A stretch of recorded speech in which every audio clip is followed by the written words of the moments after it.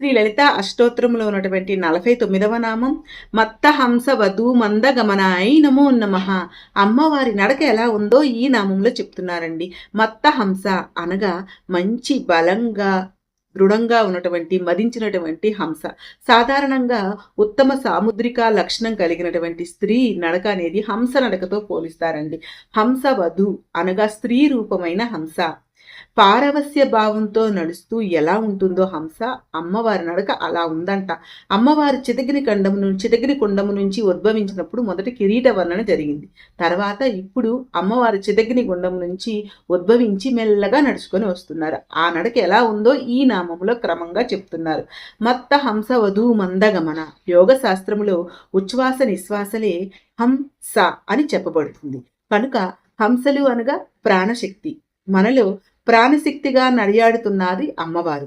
ఆ ఆ ప్రాణశక్తి యొక్క నడకే హంసగమనం అంటే. అందరిలో ప్రాణశక్తి నడియాడుతూనే ఉంటుందండి.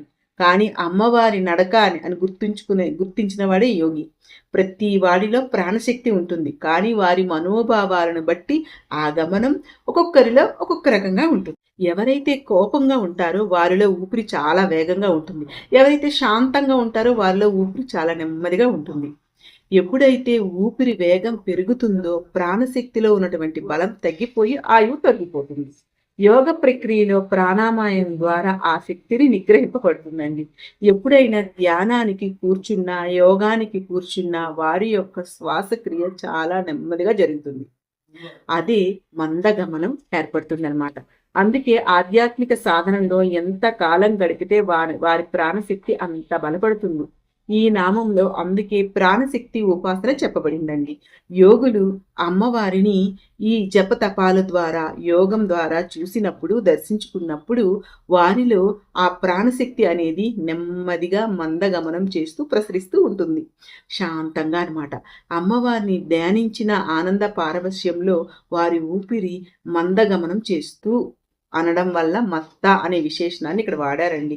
హంసవధు అంటే కోమలమైన నాజూకైన నడక అని అర్థం. ఆ ప్రాణశక్తి అలా కదులుతుంది కాబట్టి. అటువంటి యోగుల హృదయాలలో ప్రాణ రూపముగా సంచరిస్తున్నటువంటి ప్రాణశక్తి స్వరూపిణి అని భావిస్తూ ఈ నామం వివరించబడిందండి. ఓం శ్రీ మాత్రే నమః.